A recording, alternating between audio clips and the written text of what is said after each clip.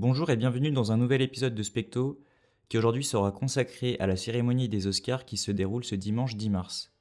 Donc je fais ce petit épisode pour parler de petits points que je voulais aborder par rapport aux Oscars et aussi pour donner mes pronostics et mes préférences personnelles.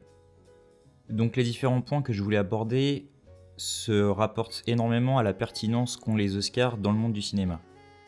Donc les Oscars sont considérés majoritairement comme la cérémonie la plus importante dans le monde du cinéma, même si après il y a aussi le Festival de Cannes qui est assez important, mais c'est un peu différent. Mais je pense quand même que les Oscars est la cérémonie la plus prestigieuse, mais elle n'en est pas pour autant absolument pertinente.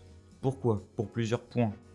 Déjà, je trouve que ces dernières années, les Oscars se sont politisés. Et attention, quand je dis ça, je ne dis pas que le cinéma n'est pas un art politisé, car ce n'est pas du tout le cas. L'art a été grandement impacté par la politique, de ses débuts jusqu'à aujourd'hui. Si on prend notamment le cinéma soviétique pré-Seconde Guerre mondiale, le néo-réalisme italien post-Seconde Guerre mondiale, et même plein de films actuels qui ont beaucoup à faire avec la politique. Mais il y a une différence entre des films et un cinéma politisé et des récompenses politisées. Attention, je ne dis pas que le fait que la cérémonie soit politisée est quelque chose d'absolument mauvais et que du coup elle va décerner des prix à des œuvres qui ne le méritaient pas. Ça peut être vrai comme faux, ça dépend des cas. Mais globalement, je trouve que la cérémonie s'est assez politisée ces dernières années, car je ne pense pas que les œuvres sont considérées absolument pour ce qu'elles sont, outre le spectre de la politique, et je trouve ça vraiment dommage. Première chose, l'autre point que je trouve important, c'est quand même de toujours se rappeler que les Oscars sont globalement très centrés sur l'Occident, sur des films occidentaux, voire américains. Là, pour le coup, je dirais que ces dernières années, plus le temps avance, moins c'est le cas, mais au début des Oscars et durant de longues années, c'était énormément centré sur Hollywood. Et comme pour l'argument d'avant, je ne dis pas que c'est en soi toujours mauvais, car certains films hollywoodiens peuvent mériter tel ou tel prix, mais il y a de nombreuses années où ce constat-là a fait défaut aux Oscars pour moi. Mais par exemple, il y a quelques années, on a Parasite, un film sud-coréen, qui a remporté le prix du meilleur film. Donc c'est un argument pas totalement pertinent, mais qui a une certaine part de vérité, je pense. Ensuite, j'ai quelques petites remarques à faire vis-à-vis des Oscars. C'est plus un jugement personnel qui n'est peut-être pas absolument pertinent, mais je pense que des personnes comprendront où je veux en venir. Je trouve qu'on a un archétype de film qui revient souvent dans les nominations pour les Oscars. Je parle par là de films académiques, alors pas mauvais, bons, que ce soit formellement ou foncièrement, mais je trouve qu'on a ce côté très académique, très safe dans un sens, et qu'il y a plein d'années où il y a des films assez expérimentaux, plus transcendantaux, qui n'ont pas forcément eu le spotlight mérité. Et encore une fois, je ne dis pas que c'est une règle absolument vraie, mais il y a des films, même cette année, qui sont nommés et qui ont été, enfin, pour moi c'est quelque chose qui a toujours été dans les Oscars. On a beaucoup cet archétype de film qui prend peu ou pas de risques. Et en général, j'ai l'impression que les Oscars aiment beaucoup ces films. Et aussi, je trouve que les biopics sont énormément aimés aux Oscars, des fois à tort, des fois à raison. Mais par exemple, on a le film Maestro cette année qui est nommé dans beaucoup de catégories et qui a eu un accueil critique et commercial assez moyen. Alors, c'est pas pour dire que ça en fait forcément un mauvais film, mais je trouve qu'il y a beaucoup d'exemples, surtout que je considère que dans un biopic, même si attention, je ne dis pas que c'est simple de faire un biopic, mais un biopic se repose sur la vie d'une personne qui a vécu ou qui vit toujours, et dans un sens, comme pour l'argument d'avant, on a moins ce côté prise de risque, même si certains biopics vont le faire, mais on a quand même quelque chose de plus cadré, de plus structuré, et on n'a pas forcément autant de liberté que sur des films de science-fiction, tout simplement de fiction, qui ont vraiment la liberté complète de créer une histoire à partir de zéro. Bien sûr, mon argument ne marche pas pour tous les films qui sont adaptés de livres, mais je pense que vous avez compris mon propos. Maintenant que j'ai parlé de ces différents points, je vais m'attaquer à mes pronostics et aussi à mes préférences personnelles sur ces Oscars 2024. Donc je le dis d'avance, je ne couvrirai pas toutes les catégories, car je n'ai tout simplement pas eu le temps et ou la motivation de voir toutes les œuvres nommées. Je vais commencer par la catégorie meilleur film d'animation. Donc on a Le Garçon et le Héron, Élémentaire, Nimona, Mon ami robot ou Spider-Man Across the Spider-Verse. Mon pronostic assez logique et je ne vois pas d'autre scénario. Pour moi, c'est Spider-Man Across the Spider-Verse qui va remporter cet Oscar. Personnellement, j'ai eu un coup de cœur pour Le Garçon et le Héron, alors qu'il n'est pas le film le plus accessible de Miyazaki, mais qui est un film super intéressant, assez dense dans son scénario, peut-être trop.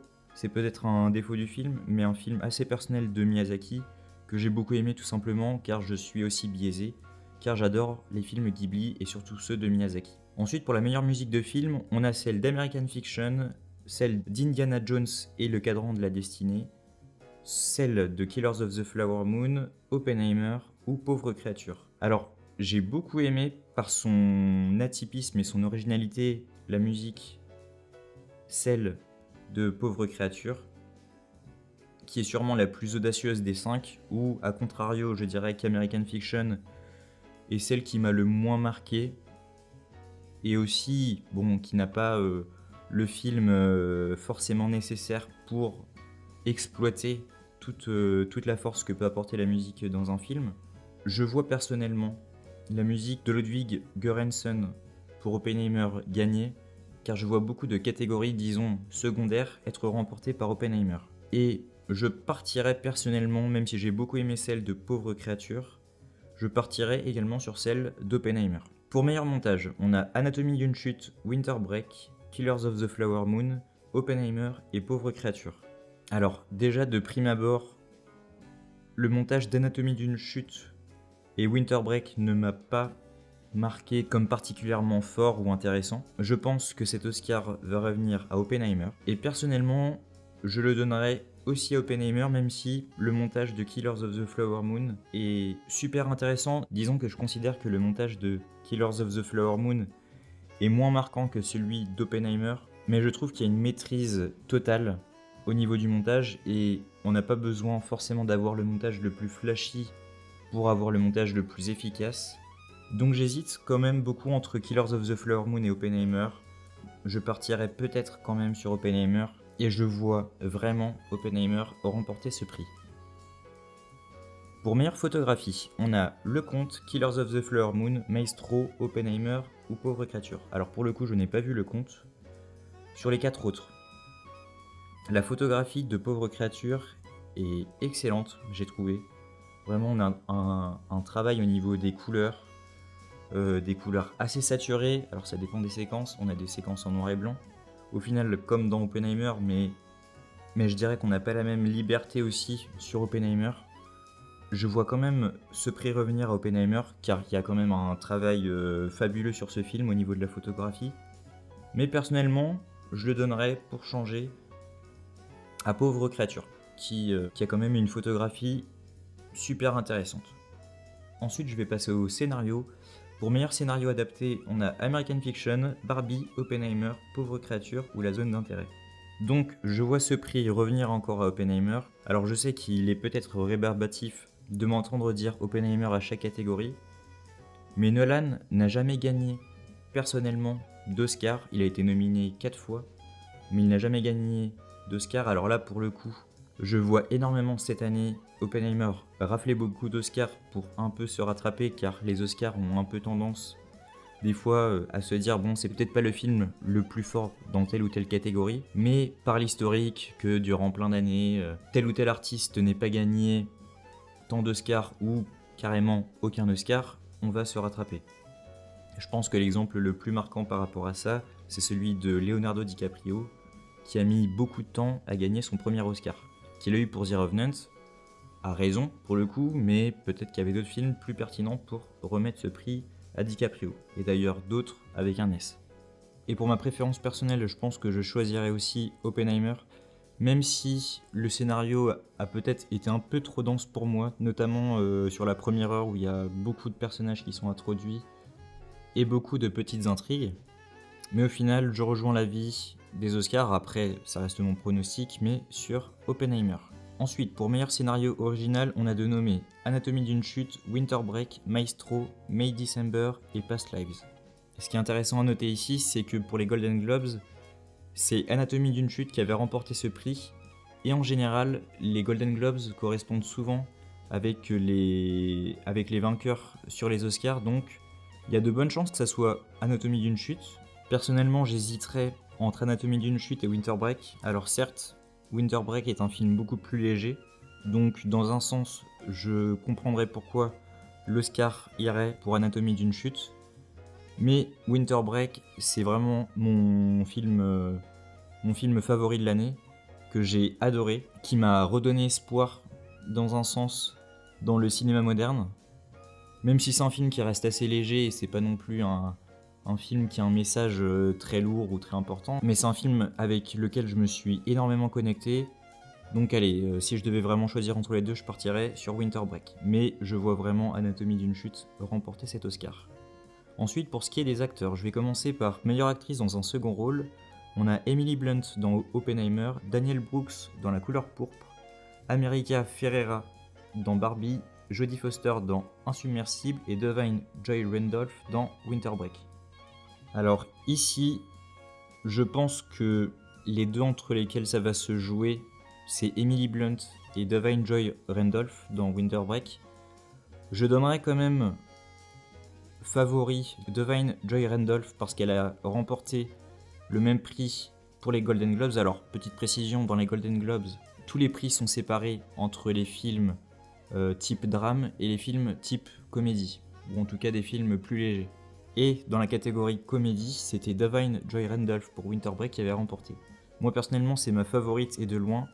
J'adorais sa performance dans le film, qui en soi correspond au film, dans le sens où sa prestation est assez émotionnelle, et enfin, elle joue un personnage qui peut provoquer de l'émotion chez le spectateur, mais elle ne tombe jamais dans le piège de faire du pathos, authentique, sincère, mais jamais dans le pathos. Je trouve sa performance très juste, et je trouve qu'elle rajoute une dimension super intéressante au film, et je ne pense pas de même forcément pour les autres nommés à cette catégorie. Donc pour moi, ça sera Da'Vine Joy Randolph, et je vois l'Oscar partir pour elle aussi. Et avec un petit doute avec Emily Blunt ou surprise, mais voilà. Ensuite, pour meilleur acteur dans un second rôle, on a Sterling K. Brown dans American Fiction, Robert De Niro dans Killers of the Flower Moon, Robert Downey Jr. dans Oppenheimer, Ryan Gosling dans Barbie et Mark Ruffalo dans Poor Things, Pauvre créature, en VF. Alors de base, je vais virer Sterling K. Brown. Pour moi, il n'y a aucune chance, et que ce soit choix perso ou pronostic. Je pense que cet Oscar va revenir à Robert Downey Jr., qui avait d'ailleurs remporté le Golden Globe aussi du meilleur acteur dans un second rôle, alors dans un film dramatique. Et personnellement, mon choix se porterait plus sur Robert De Niro. Après, Robert De Niro a une carrière tellement remplie, a eu tellement de rôles importants, tellement de récompenses, qu'il est peut-être pas nécessaire de encore lui donner ce prix. Mais pour moi, c'est la meilleure performance sur les 5. Il joue à merveille toute l'ambiguïté qu'a son personnage. Il a un personnage assez sombre, et pourtant il le joue d'une manière assez surprenante, mais au final qui rend le tout plus fort. Et bon, on parle de Robert De Niro, donc je sais pas si j'ai besoin de plus argumenter que ça. Donc pour moi, ça serait Robert De Niro, et du coup, ça serait l'autre Robert, mon pronostic. Ensuite, pour meilleur acteur. Donc on a Bradley Cooper dans Maestro, Colman Domingo dans Bayard Rustin, que je n'ai pas vu, Paul Giamatti dans Winter Break, Cillian Murphy dans Oppenheimer et Jeffrey Wright dans American Fiction. Alors, je vois vraiment pas de scénario où Cillian Murphy ne le remporte pas pour Oppenheimer. Pour moi, c'est quasiment assuré. D'ailleurs, les deux gagnants au Golden Globe, c'était Cillian Murphy et Paul Giamatti. Bon, dans un sens, objectivement, je partirais bien sûr sur Cillian Murphy. Mais subjectivement, parce que, encore une fois, c'est mon film préféré de l'année 2023, personnellement, je partirais sur Paul Giamatti. Alors certes, il a un rôle où on ne peut pas avoir autant de profondeur que celui d'Oppenheimer, qui est pour le coup un personnage extrêmement complexe, et Cillian Murphy le rend extrêmement bien à l'écran. Donc je suis forcément un peu biaisé, et en soi, objectivement, je partirais sur Cillian Murphy. Mais je vais dire, pour ma préférence personnelle, Paul Giamatti dans Winter Break. Ensuite, pour meilleure actrice, on a Annette Bening dans Insubmersible, Lily Gladstone dans Killers of the Flower Moon, Sandra Hüller dans Anatomie d'une chute, Carey Mulligan dans Maestro et Emma Stone dans Pauvre créature. Donc pour le coup, cette catégorie, je trouve que c'est une des plus dures à prédire. Emma Stone a remporté meilleure actrice au Golden Globe dans une comédie. Je mettrai aller de côté Carey Mulligan et Annette Bening. Et aussi Sandra Hüller, je pense que vraiment ça se joue entre Lily Gladstone et Emma Stone. Donc je vois l'Oscar de la meilleure actrice revenir à Lily Gladstone, car je ne pense pas que Killers of the Flower Moon va remporter tant d'Oscars que ça. Donc je pense que ce sera l'occasion de compenser. Et aussi et surtout parce que Lily Gladstone a une performance génialissime dans ce film, une performance extrêmement forte, une des plus poignantes de l'année, aisément. Même si, attention, Emma Stone aussi a une de ses meilleures performances en carrière, car elle joue un rôle assez complexe, je dirais même plus complexe que la performance de Lily Gladstone. Donc Lily Gladstone serait mon pronostic, et pour moi, je le donnerais aussi à Lily Gladstone. Ensuite, pour meilleur réalisateur, nous avons Justine Triet pour Anatomie d'une chute, Martin Scorsese pour Killers of the Flower Moon, Christopher Nolan pour Oppenheimer, Yorgos Lanthimos pour Pauvre créature et Jonathan Glazer pour La zone d'intérêt. Alors pour cette catégorie, c'est Christopher Nolan qui avait remporté le Golden Globe plus tôt dans l'année. La surprise Anatomie d'une chute, Justine Triet est possible, car c'est extrêmement rare d'avoir une réalisatrice ou un réalisateur français nommé dans cette catégorie aux Oscars. Donc c'est peut-être une surprise, mais je pense quand même que ça va repartir à Christopher Nolan. Je vois potentiellement en autre surprise Jonathan Glazer, Martin Scorsese, même si je trouve que la réalisation de son film est magistrale, car bon, ça reste Scorsese, je ne pense pas qu'à ce stade de sa carrière, je ne le vois pas gagner l'Oscar, et je le vois plutôt revenir à Christopher Nolan, qui d'ailleurs, Nolan n'a jamais remporté cet Oscar de la meilleure réalisation. Donc pour moi, c'est l'occasion avec Oppenheimer de marquer le coup. Donc je vois vraiment ce prix partir avec Christopher Nolan. Personnellement, je le donnerais peut-être à Martin Scorsese, mais je comprends tout à fait tous les arguments pour le remettre à Christopher Nolan. Et enfin, la dernière catégorie, la plus importante, en tout cas la plus médiatisée, meilleur film. Dans meilleur film, nous avons American Fiction, Anatomie d'une chute, Barbie, Winter Break, Killers of the Flower Moon, Maestro, Oppenheimer, Past Lives, Pauvre créature et La zone d'intérêt. Donc j'ai beaucoup aimé Past Lives, un film très touchant, assez simple mais très touchant quand même. American Fiction aussi, j'ai beaucoup aimé, c'est une comédie légère qui parle alors de sujets importants, mais qui apporte un angle super intéressant que j'ai peu vu. J'ai beaucoup aimé aussi tout le propos, toute l'originalité du film Pauvre créature de Yorgos Lanthimos. Personnellement, je vois Oppenheimer remporter l'Oscar du meilleur film.